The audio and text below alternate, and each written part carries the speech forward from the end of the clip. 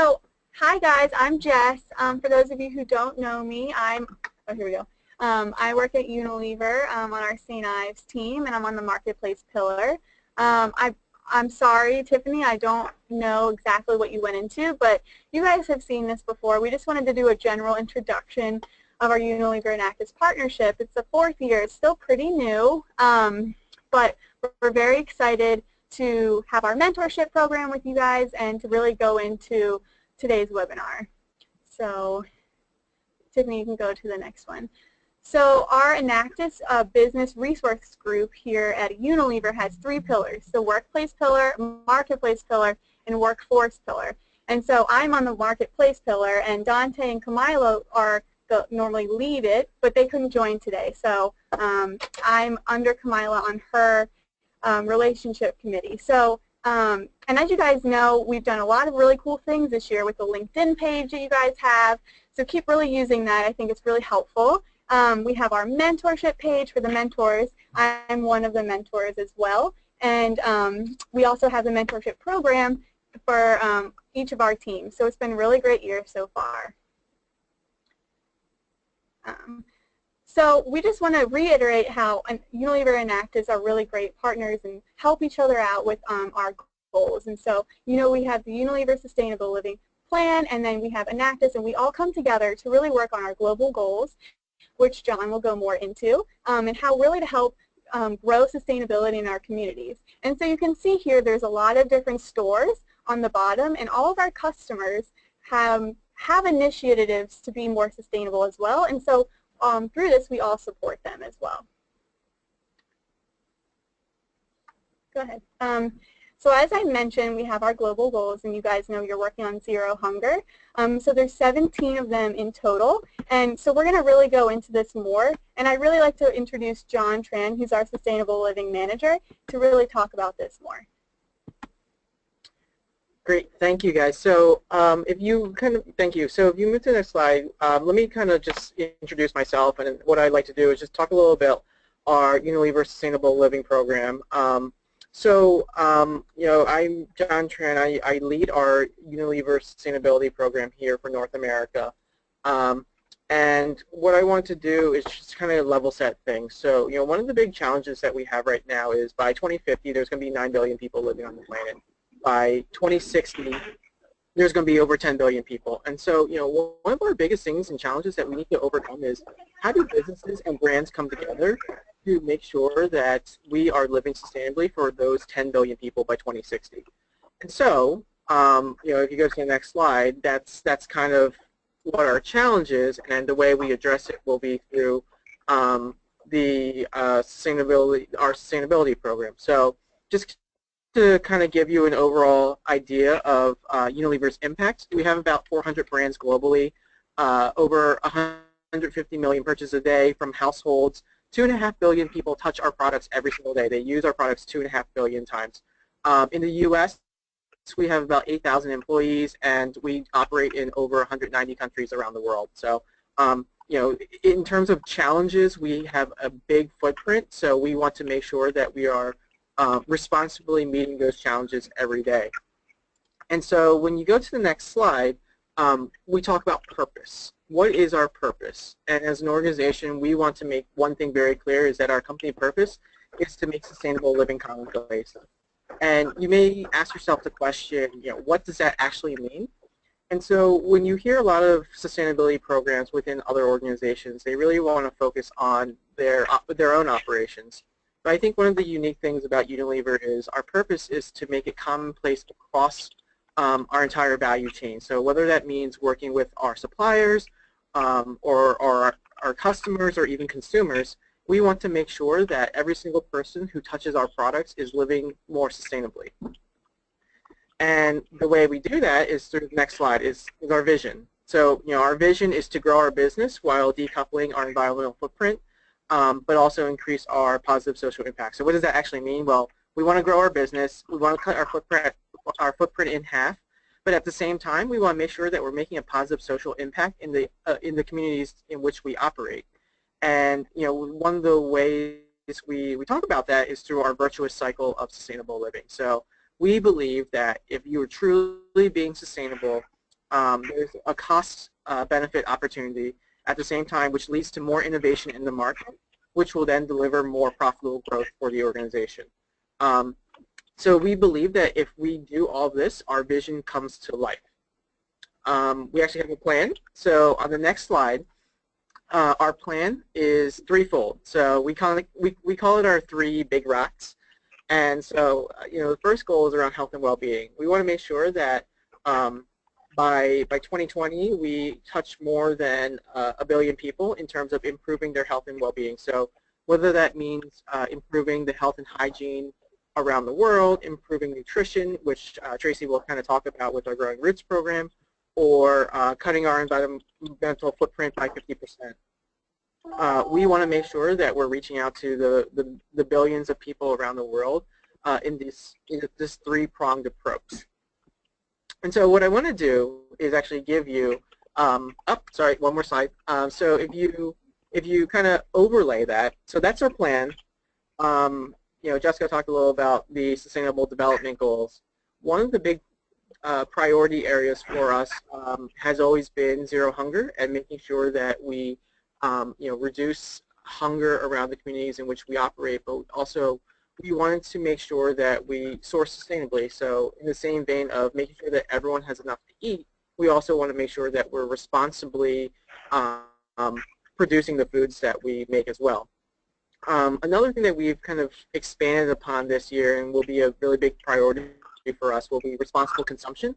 And so if you've kind of heard the term circular economy, we want to embed this kind of thought of how do we embed circularity into our processes. So making sure that nothing goes to waste has been a really big priority for us. And so one of the big focus areas will be on the responsible consumption of packaging materials.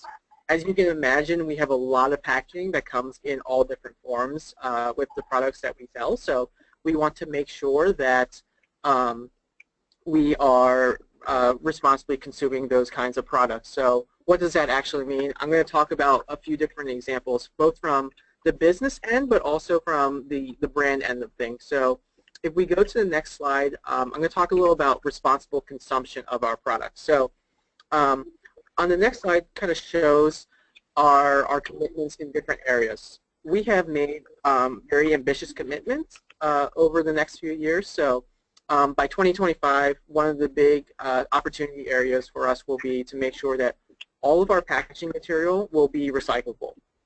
So what does recyclable actually mean? We're baselining that right now. As you can imagine, in the U.S., we have a really complicated process.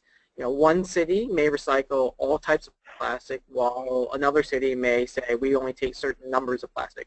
And so we want to create this baseline where all of our packaging material will be recyclable, reusable, or compostable by 2025. So big undertaking, but we're really excited for it. In that same year, we also want to make sure that the materials that we use are coming from recycled content. So primarily in packaging, we have a lot of plastic in our packaging. So we want to make sure that the sources for that packaging are coming from recycled content. So one of the things that we've learned is that the rate of recycling has been relatively low in the United States, and so we're working with a lot of different partners to make sure that we increase that recycling rate, whether it's educating consumers or providing loans to local municipalities to increase their recycling rate. We're working at all ends of the spectrum to make sure that that becomes a reality. And one of the biggest things that we're really excited about last year was our achievement to have over 600 facilities that eliminated waste from landfill. So in partnership with our supplier, what we did was we actually dumpster dived. We got in the dumpster, we went in and we said, these are things that are going to landfill. And so we developed a strategy to be able to actually get rid of all of our landfill waste stream to turn it into some kind of recycling or repurposed material that could be used in a different process. So kind of embedding that circularity into our thought process has been a huge unlock for us as an organization.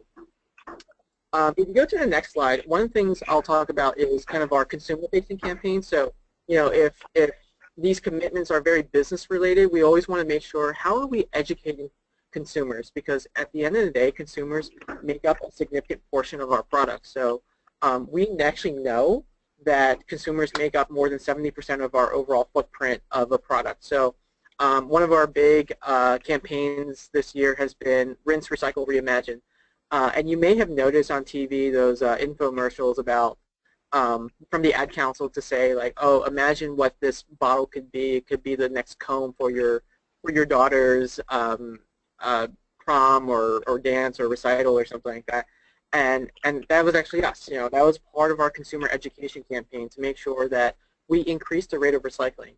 We actually know that from a recycling perspective in the U.S., only 14% of bathroom products are recycled compared to the rest of the household, which is about 40 to 45%. So, like, that's a really big difference. Like, you're recycling 45% of your household items, but when you go to the bathroom, you only recycle about 14% of it. So, that was a huge unlock for us. So we're like, how do we actually increase that? Because a lot of our packaging belongs in the bathroom as well. So we just want to make sure that we are being responsible in that area, making sure that we increase the recycling rate. So it was a really cool campaign, and we're excited to see the results of that this year. So kind of talking about the zero hunger side of things and sustainability, what I want to do is talk about some of our brands. And you know, I mentioned a lot about purpose-driven business to make sure that we are making sustainable living commonplace. But we also want to tie that into our brands, because at the end of the day, our brands are the ones that are reaching consumers every single day. So I'll just kind of give 2 or 3 examples of different brands who are unlocking their own purpose. Hellmann's is a great example of sustainable agriculture and food. You know, one of the purpose around Hellmann's is to responsibly source all of their ingredients to bring real food to consumers. So what Hellmann's has done is actually really incredible. You know, by 2020, we want to make sure that all the soy that goes into Hellmann's, so soybean oil, oils that goes into mayo, is actually sustainably sourced. But you know, to the humane side of things, we also want to make sure that eggs, a huge component of mayonnaise, is also sustainably sourced. So we're actually really proud and excited that in 2017, 100% of all Hellmann's eggs comes from cage-free sources. So every egg that we source is a cage-free egg. The Breyers team has done a lot in the next slide in terms of sustainable sourcing as well. Their purpose is really making sure that families around the world get the best quality sources of ingredients. So all of the dairy from Breyers ice cream comes from cows that have not been treated with artificial hormones. We've also worked in the vanilla bean space to make sure that the vanilla beans are certified Great Porcelain products. And so, you know, we'll continue to pursue this purpose around high quality ingredients that are simple but yet sustainable.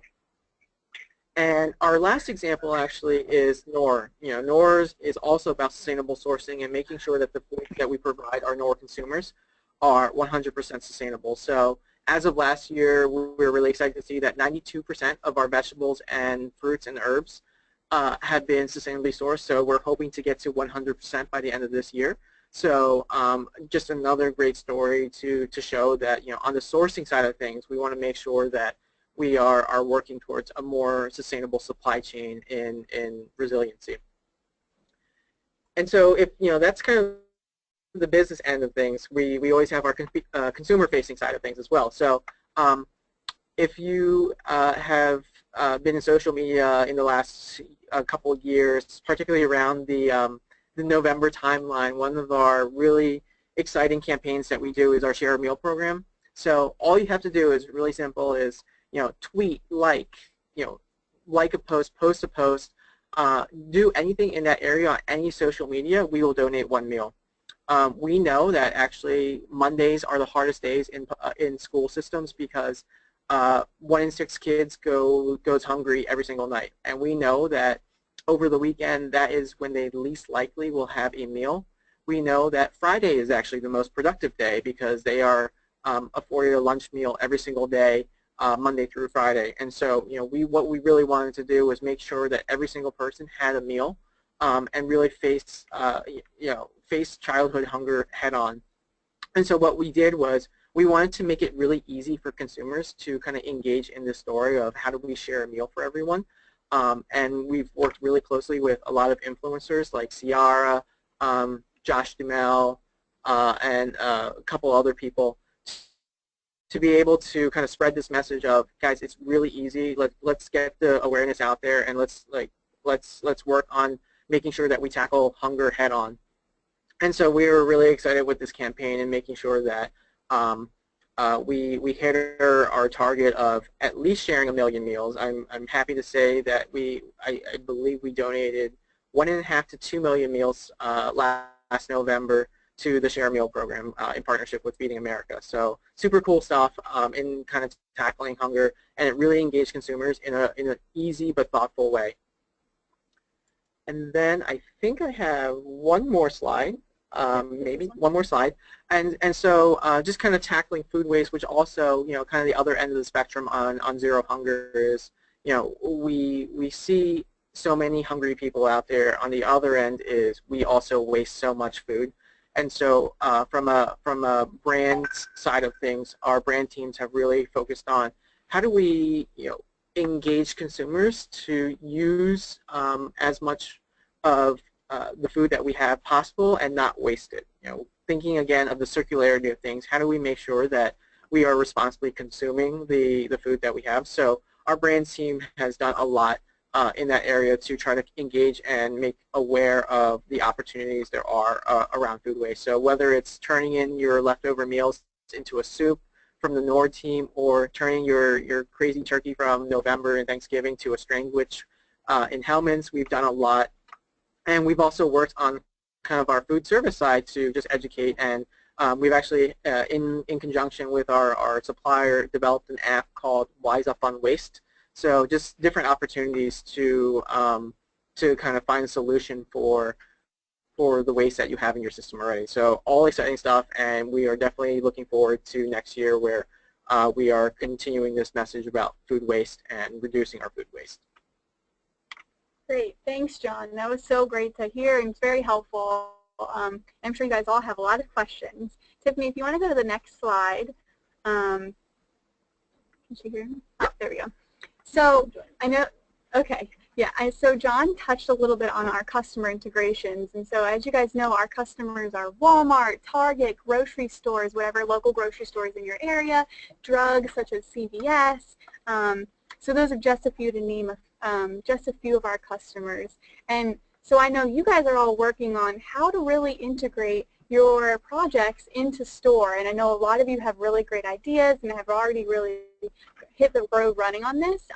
So this is really your area to think outside of the box, get creative, and I know we provided a letter and a form for you to really help you engage with the store managers. So really lean in on your mentors here. That's where they come in to help you, because on the Unilever side, we work with our customers every single day, so we can really help provide helpful insight for your projects. So I mean, this is just a friendly reminder to really keep working with your mentors on how to better engage with the stores, because I know there are a few obstacles there in terms of store rules and how really to touch sustainability from a store perspective. So just keep thinking outside the box and working with your mentors on that. And now we want to head into our Perfect City program, and that's really leaning on our health and well-being for our communities pillar. And so currently we have a Perfect City program, which I will let Tracy go into more, in our New York City and LA and Miami areas, in which we will be extending to Houston as well. And so this is really where we're extending our Unilever Sustainable Living program into cities to help them be more sustainable as well. So I'd like to introduce Tracy, who is our Top Dish Sustainability and Living Manager, and she will go into this more. Take it away, Tracy. Hi, guys. So go ahead and flick through. So I'm going to talk to you guys about our program. We call it Growing Roots. And as we kind of set up here, it's really been the origination for all of this is because Unilever wanted to improve our footprint in urban environments. 60% of global GDP growth is projected to come from the top 600 cities globally over the next 10 years. But Unilever is historically underdeveloped in cities. We tend to have lower penetration, lower market share than we do nationally. So obviously to keep pace with this growth, we're going to need to get our fair share, if not a leg up in those city footprints. But obviously with the Unilever Sustainable Living Plan as our guide, we don't want to enter into markets without a compelling social impact mission behind it, something for city communities to really get behind as we sell our products. So looking at the city landscape, we realized that there was a very obvious issue that our portfolio of foods and refreshments brands could help address, and that's this crisis in inner city nutrition. So you guys have probably heard about food deserts. Food deserts is a very big issue. It's about lack of access to fresh food, but it's not the only issue related to this. There's also something called food swamps. And that really affects people in these inner cities where there may be a grocery store that has a produce section, down the street. But those options are dwarfed in terms of convenience and affordability with less healthy options. So for every grocery store, you have dozens of convenience stores selling chips and soda and fast food outlets that are cheaper and easier for these communities. And what's worse is you see a really direct correlation to poor health outcomes in these neighborhoods where you see this food swamp issue. So for instance, those of you who are familiar with New York City, East Harlem and the Upper East Side are right next door to each other, but East Harlem has 3 times more fast food outlets per capita than the Upper East Side does and fewer grocery stores. And surprise, surprise, you actually see 3 times higher obesity and 3 times higher diabetes in East Harlem versus the Upper East Side. So it's a very serious issue that we set out to address with our portfolio. We click ahead. So this is the solution that we came up with. It's all about community-based partnerships to improve access to fresh food and education on how to cook with it, so nutritious cooking education, fresh food access, laddering up to improve health and well-being in these underserved urban communities. And I'm going to give you guys a sense of kind of what that looks like.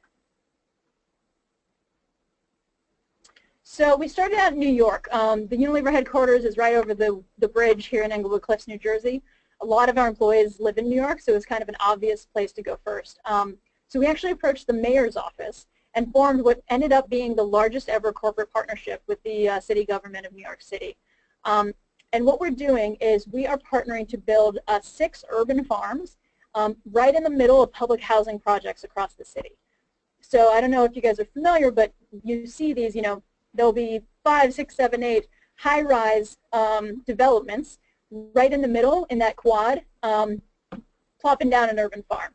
And these are legit productive farms. Each one produces, 1 to 2 tons of fresh produce. That's all given out free to local low-income New Yorkers who live in those developments. And that's in exchange for, community building in terms of bringing down compost or volunteering. What's cool about this model, too, is it also benefits some other elements of the Unilever Sustainable Living Plan that John touched upon in terms of benefiting communities. The way the farms actually work is we've partnered with the Green City Force, which is a nonprofit organization that actually hires low-income public housing residents from these communities to train them both in urban agriculture, so they're the ones who actually build, maintain, and harvest the farms, but also provide job training and kind of professional development to help them build ladders, out of poverty and into careers in the green economy. So kind of a cool 1-2 punch here. We're really building green spaces in low-income neighborhoods, providing access to fresh food, and also there's a great kind of employment piece there too. There's a big Unilever employee volunteerism element to this. We're actually spending 2,000 hours a year in those gardens. If you actually want to flick back, Tiffany, there you go. Yeah. So I know there's a lot there, and that's actually only one of our 2 pillars because that's how we're providing increased fresh food access in New York. We've learned, there's a lot of literature on this in terms of the food deserts issue. You can't just plop down a grocery store with fresh produce in a low-income area and expect behaviors to change. You also can't plop down an urban farm. So what we're doing is we're partnering that with nutritious cooking education. So Unilever chefs are coming into these communities and teaching relevant, healthy, affordable meals. And we are activating those through quarterly cooking classes, nutrition events, public housing, food festivals, things like that. We also had a partnership with a NGO called Citizen Schools that extends the school day to 6 p.m. with afternoon programming. And we had Unilever employees, actually our Future Leaders program participants, going out to teach nutritious cooking in middle schools through that program. So that's really the model that we wanted to do, is the access and education done together.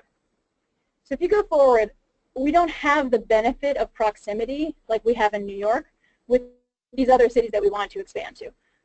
So as we expanded to Miami, Los Angeles, now this year Houston, we needed to rely on 2 national partnerships that still allowed us to do very localized programming in these cities, to have a local kind of city narrative and proposition to residents of each of these cities. So in terms of access, what we did is we partnered with the Whole Kids Foundation, and they actually offer school garden grants to teachers who apply for them, with kind of plans about, with this money I'll build a school garden and I'll integrate it into my curriculum in X, Y, and Z way, and I have ongoing support from the administration, and I have a potential to reach this many students with kind of a nutrition message through this school garden programming. So we're going to sponsor 5 of those school gardens in each of our cities to hit the access piece. With education, we have a partnership with the Stone Barn Center for Sustainable Agriculture. So they have this really cool high school education program that's all about turning high schoolers into what they call food citizens, people who really understand the food system and how every choice that you make in a supermarket or a restaurant really has impacts on the environment and social justice and other issues that they care about. So we're partnering with them to take that curriculum, blow it out nationally through a digital portal, so any teacher in the country can download lesson plans, videos, virtual field trips for their students. And then to make it really local in each of these 3 cities, we're giving scholarships for teachers in each of these cities to come out to Stone Barns over the summer, learn the curriculum back and forth, and then bring it back to low-income students in their particular markets. Awesome. So I think, yeah, so basically, holistic program, driving Unilever brands through market development with our healthy, affordable recipes, and really making a strong local community impact while we're at it. Yeah, no, guys, this isn't a great initiative. There's a lot of heart on the Unilever's and Enactus side from our end, and I think, it's providing results and helping our communities. So thank you, Tracy. Yeah, absolutely. So I just want to take this time for everybody to ask questions for John and Tracy. I know they just threw a lot at you, a lot of great information and stuff that we're doing. So Tiffany, did we have the questions queued up, or do we want everybody to just ask on their end, or? Yeah, let's definitely feel free. If anyone has questions that's on the line here with us, please speak up and ask of Donna and Tracy. In terms of your New York-based project, do you guys face any difficulties accessing any space, especially for these urban gardens?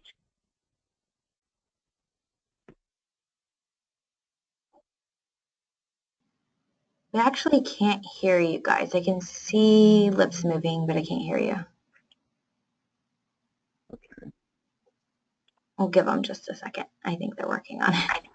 There you are, I think. Yes, perfect. Okay, cool. So that's why forming a partnership with the city government was really important, because what that did was through the mayor's office, we had a partnership with the New York City Community Housing Authority, and they're the ones who actually own the land where we were able to build these 6 farms. Because otherwise, I mean, you're right, you know how expensive real estate in New York is. That would have been a huge barrier. So as we're expanding, if we're going to, build urban farms in these other cities as well, I think first step is going to be integrating with that local government to A, to actually get access to the physical land, but B, to identify and get access to those neighborhoods that really need it the most. Yeah, and I think also partnership being the key word and opportunity there. I think one of the other things is not just the limited space available, but also kind of competing priorities for what is out there. So we kind of looking towards the community. What do you want that space to be?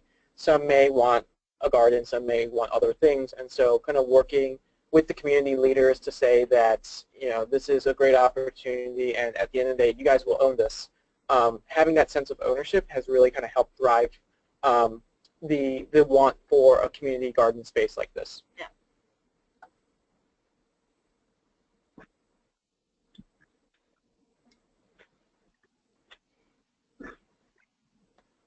Are there any other questions on the line? Yes, absolutely. There's one. I'm really loving this Growing Roots, this whole initiative that you have here, focusing on the access and education. Going more towards the education, what sort of other ways could we transition the consumer from their previous habits, besides just cooking classes, to give them that easier transition into healthier eating? Yeah, so the approach we took with the recipes was really to leverage the expertise that we have as a foods company that has been trying to get people to, adopt our recipes for decades, right? That's a lot of how we sell our products. And that's actually a lot of what we brought to the table when we started talking to the city government, is because you'll see these incredibly well-meaning programs where you'll have people in farmers markets in low-income neighborhoods doing demos of these recipes that use, tiny quantities of 14 ingredients, and at the end of 40 minutes, what you end up with is like a side dish, right? And it might be the most nutritious side dish on the history of the planet, but no one's going to do that. No one's going to go to all that effort and buy all those different ingredients to use, a fraction of it for one recipe.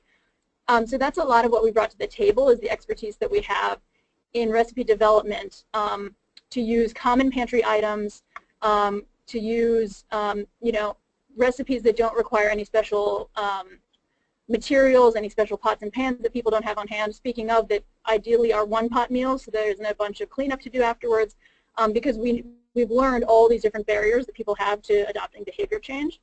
So that's one of the biggest things, is just make it really easy and then promote it in a way that kind of really demonstrates that ease, whether it's through the classes or through demos at community events, or even just through, in-store signage and things like that. Yeah, and I think another thing too is we want to demystify this notion that to live sustainably is only for the privileged.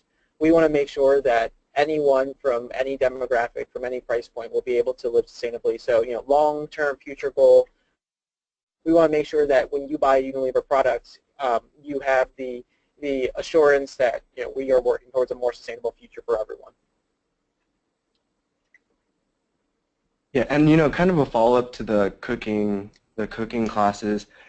That is actually one of the barriers that my team has faced, is kind of coming up with meals that can be used, because we kind of work with the same aspect of, we focus on access first and then education as well. So through our mobile fresh bus, we have all those like fresh produces and everything, but it's kind of hard to find recipes that we can utilize without having them go outside of the bus to find other ingredients that aren't there, like like meats or something.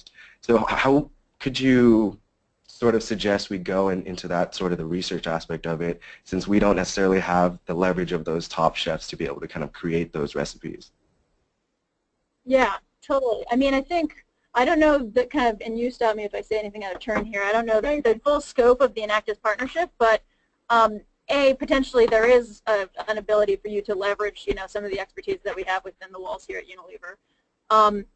B, to your point about, it's going to be hard to be able to fill a holistic, balanced meal recipe just using the mobile fresh ingredients, especially if you can't, if you don't have a protein and stuff in there. But I think you can make it really easy for folks to find those other ingredients by, laying out a really clear shopping list with maybe multiple recipes against it, where, with this one list, you'll actually be able to use 100% of every ingredient on that list through these 3 recipes. Things like that, to really break it down into understandable chunks for people, to make it as easy as possible. And your mentors can help you with that too. Tracy had a good point. There's a lot of resources within Unilever and through the Enactus headquarters that we can help with that. But I will say, it is hard when you don't have the garden aspect there and a lot of that support. So yours is just more small scale. But there are options for proteins that don't have to do with meat. Like, you can get proteins from beans and other resources as well. So that's a great question. I think you should really work with your team and ask each other. That's one of our points. Work with each other on these kinds of things, because you'd be surprised what great ideas you guys can all come up with through intertwining your team's ideas. So, good question. Good. Oh, I see there's a question. So, yeah. Sorry, here. So there's a question from the chat. Do you believe that the Unilever brand allows you to gain credence in establishing partnerships? Do you have any advice for smaller project attempts to establish smaller scale partnerships? I had to look up what credence meant. I kind of knew what that meant, but I had to look it up. No, I'm just kidding. So I think it takes time to establish a relationship with certain partnerships. Yeah, I think from a social contract standpoint, developing trust between an NGO kind of partnership or a government partnership takes time. Yep. And so in terms of that, that my biggest piece of advice is it's going to take time. I think in kind of the way the world is now, especially in the U.S., trust needs to be built. And I think there is a big distrust right now with companies and with NGOs and with government. So in terms of smaller scale partnerships, I think look for partners who are very closely aligned to what what your overall social mission is.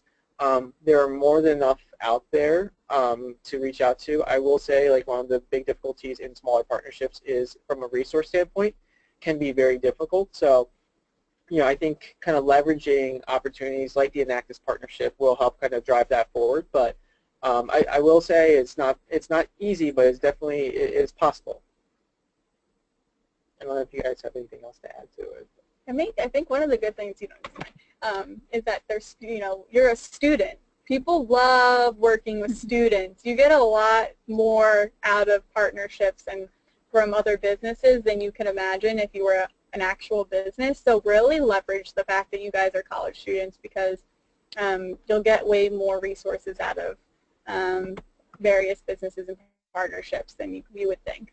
I was actually at this really cool event a couple weeks ago where it was put on by a nonprofit, and they were like, it's a pitch event. So there were four startup businesses that said it was very waste-driven, sustainably focused, like how do we reduce waste in New York City?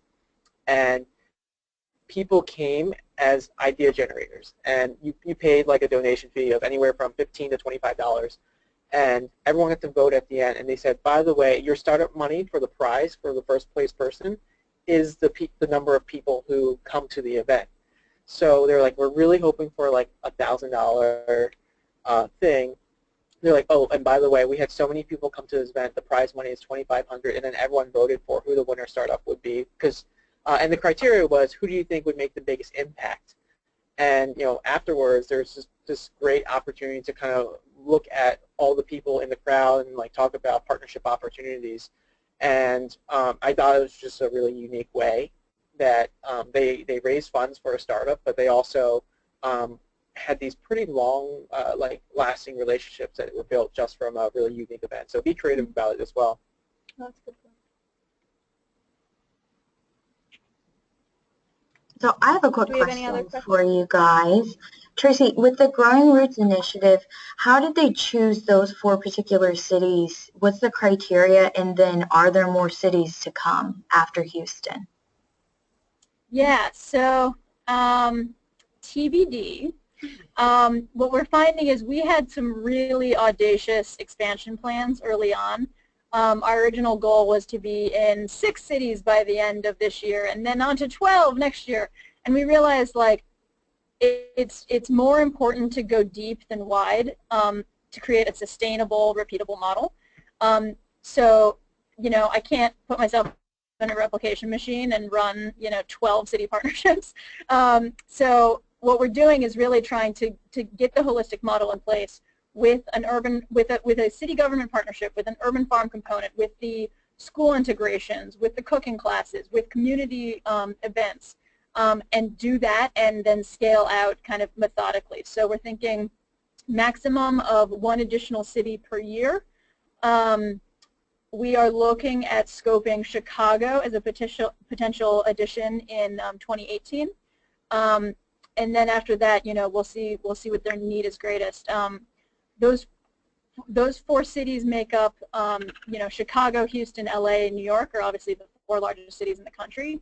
And then Miami was of particular interest in terms of both our desire to have kind of regional coverage across the states, so that's kind of our southeast example. But there's also very similar dynamics to that thing that you see in East Harlem and the Upper East Side in Miami, where you've got Little Havana, and then you've got incredibly wealthy beachfront communities next door. And when you have those disparities, it tends to exacerbate the issues of food swamps, because things just get more and more kind of concentrated in those low-income neighborhoods. So that's kind of the rationale.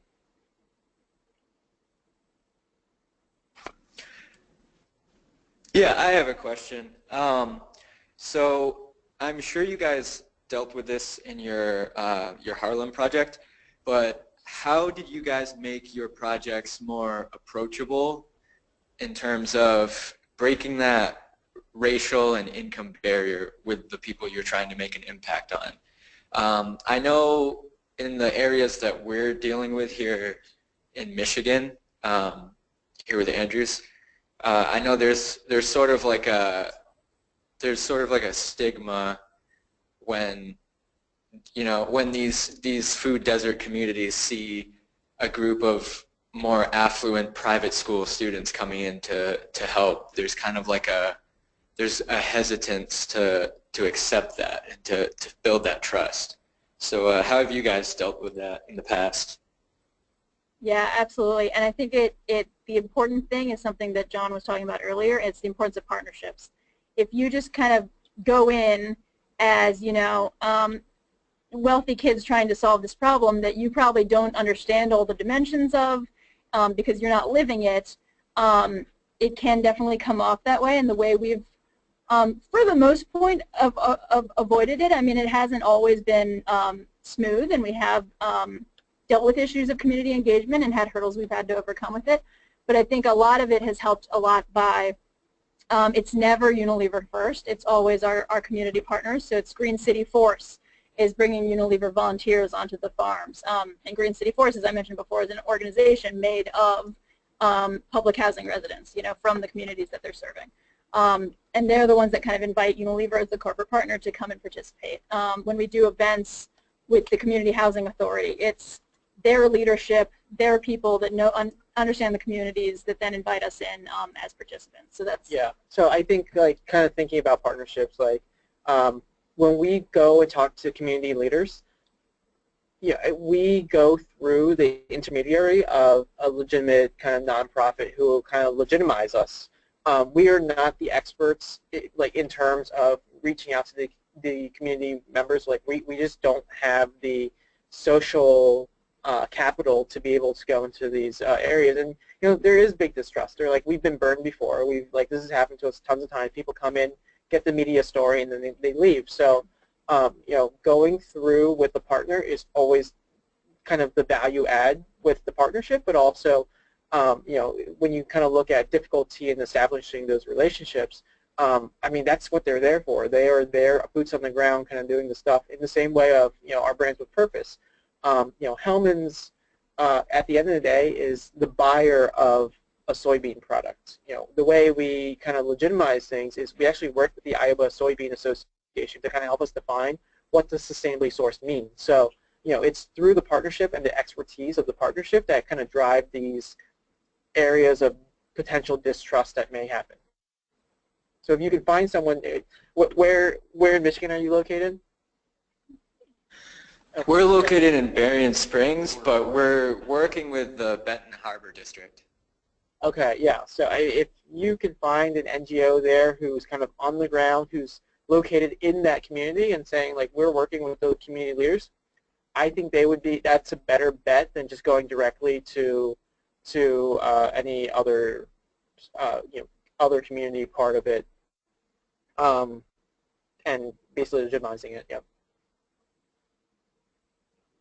So we have time for one more question, if anybody else has one more question. Just being conscious of time here. No? Okay, cool.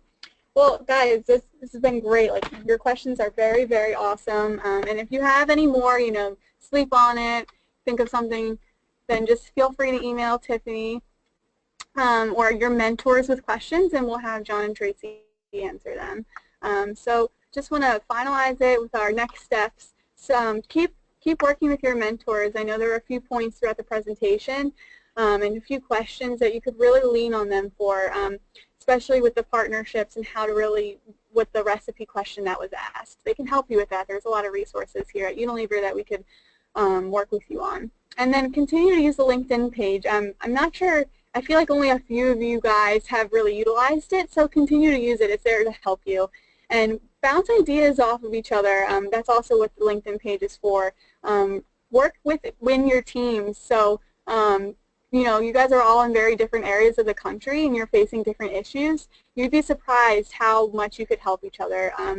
And then continue to get other people involved at your school and continue to be, you know, practicing and working towards your efforts. And we're really excited for the competition. So guys, thank you so much for joining the webinar today.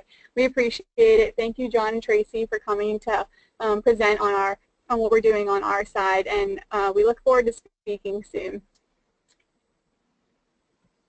Yes, thank you. This is Tiffany at Enactus. I just wanted to jump in real quick, and on behalf of all of us here at Enactus, all the schools, thank you so much to John and Tracy. You guys are a wealth of knowledge, and we're just really excited that you could join us. We will be making this recording available to all of the other students and teams that didn't get to participate at this particular hour, and so we'll be, you know, trying to source your material well. So thank you to everyone who participated today, and we will all connect in the future. Thanks, guys. Bye. Bye, guys.